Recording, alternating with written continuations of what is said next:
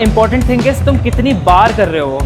अगर मसल छोटी है like side delts, like biceps, like triceps, you can do it frequently, ज़्यादा time बार कर सकते हो वीक्स में। एस्थेटिक फिजिक में बहुत ज़्यादा एड करता है, बहुत ज़्यादा हेल्प करता है। आपके लैट्स में जो स्ट्रेच आपको फील होगा, आप आके बताओगे मेरे को। मैं इससे एक वेट नीचे जा सकता था, श्योर। क्या मैं इस पे एक वेट नीचे जाके नेक्स्ट सेट परफॉर्म करूँगा? नहीं। Yo, what is up, everybody? I'm back with yet another video, and as I said yesterday, we will do upper today. So उसी की हम अभी warm up कर रहे हैं.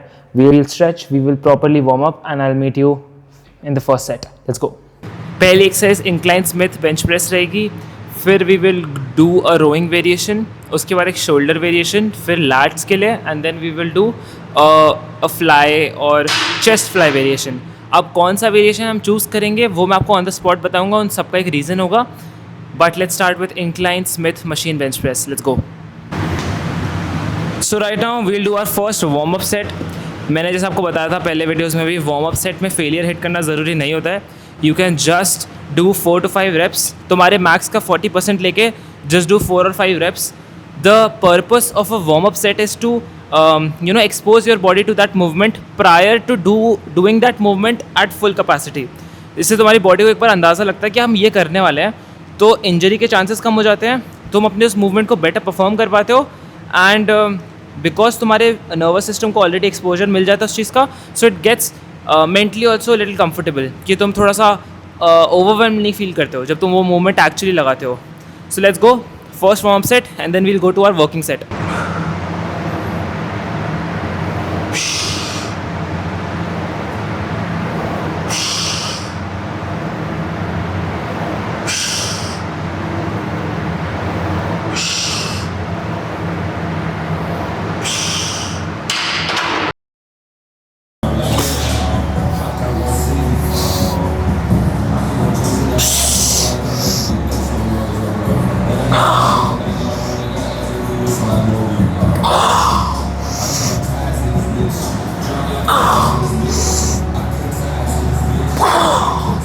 सो you saw how I did my dumbbell rowing. मैं उतना ही stretch लेता हूँ जितने में मुझे लगता है हाँ मेरा को इंसेंट्रिक बहुत अच्छा अचीव हो चुका है, and then I pull back.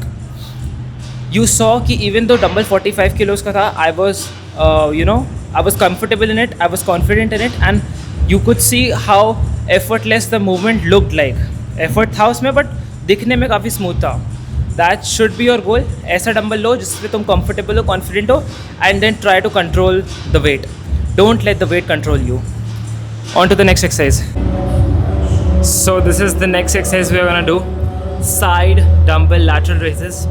It is very important कि तुम अपर लोअर में अगर बैक डे मार रहे हो तो बैक को एक साथ मत करो, मतलब रोइंग के बाद सीधा लैट मूवमेंट पर मत जाओ। I personally throw in shoulder variation in top of that. तो अभी हम डंबल साइड लैटरल रेजेस करेंगे।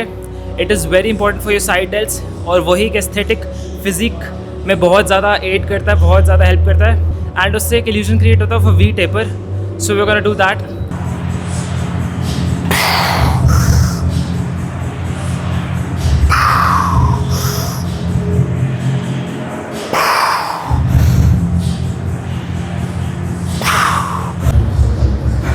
So you saw how I performed that dumbbell side raises. थोड़ा सा आगे एक्सटेंड होके जब ऊपर ले जाते हो तो हल्का सा पीछे होके। अब लोग क्या करते हैं इसके अंदर कॉमन मिस्टेक, वो झुलाते हैं डंबल्स को। इवन तो मैं आगे और पीछे हल्का हल्का मूवमेंट कर रहा था, मैं उसका मोमेंटम नहीं यूज़ कर रहा था। मेरा सारा प्रेशर मेरे साइड डेल्स में आ रहा था। इट इज़ बिकॉज मैंने वेट वो चूज़ किया जिसको मैं ईजिली कंट्रोल कर सकता था। गाइज फॉर रेपिटेशन सेक मैं बार बार यही बोल रहा हूँ, वेट वही लो जिसको तुम कंट्रोल कर सकते हो। Don't let the weight control you. ये मेरे लिए कंफर्टेबल था, दैट्स व्हाई कुड मैं इसको अपने साइड डेल्स पे चैनल कर पा रहा था। अब लोग 15, 20, 25 किलो का डंबल लेते हैं एंड उसको झुलाते हैं, एंड फिर वंडर करते हैं उनकी साइड डेल्स क्यों नहीं डेवलप हो रही है उस रेट से जिस रेट से वो हो सकती है। एक मिथ है मिस्टेक से ज़्यादा कि तुम्हें बहुत सारे सेट्स चाहिए पर मसल्स से ले, ये नहीं है।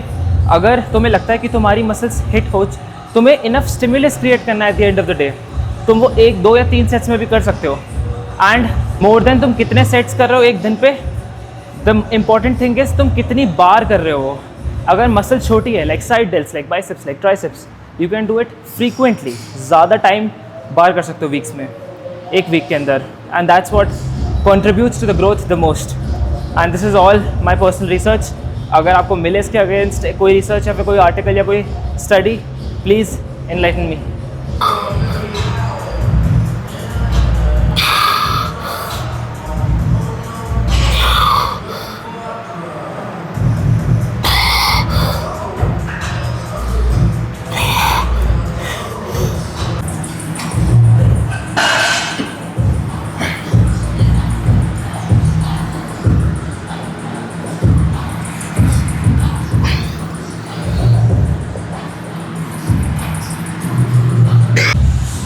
So you just saw me doing that lat one hand cable lat pull down.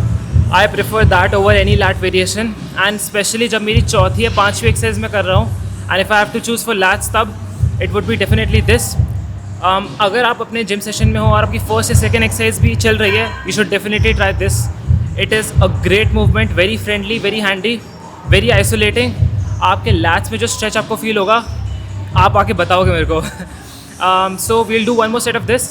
And then we'll go for our chest flies. I'll see you on the next exercise. Let's go.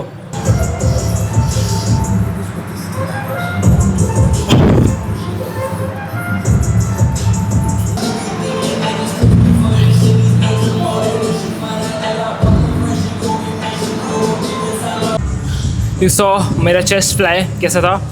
अब इसके अंदर क्या दो cues थे मेरे. पहला, मैं थोड़ा आगे की तरफ आके झुका. ये वेट मेरे लिए थोड़ा सा हैवी था, ऑन द हैवियर साइड था. हैवी नहीं, थोड़ा हैवियर साइड पे था, जहाँ मुझे एक्स्ट्रा एफर्ट लग रहा था उसको कंट्रोल करने में. But then you have this urge to go heavier on exercise when you have stayed उधर एक वेट पे for too long. The thing is कि मैंने फिर भी अपना फॉर्म सैक्रिफाइस नहीं किया, मैंने अपना स्टिमुलस सैक्रिफाइस नहीं किया जो बर्न तुम्हें फील होता है चेस्ट पे. मैंने बस थोड़ा सा एफर्ट ज़्यादा डाला स्टेबिलिटी में. That is fine. मैं से एक वेट नीचे जा सकता था, श्योर. क्या मैं इस पर एक वेट नीचे जाके नेक्स्ट सेट परफॉर्म करूँगा? नहीं, बिकॉज मेरे को नए वेट्स पे एक्सपेरिमेंट करते रहना पसंद है, एज लॉन्ग एज वो क्राइटेरिया मीट हो रहा हो ऑफ स्टेबिलिटी एंड कंट्रोल वाला.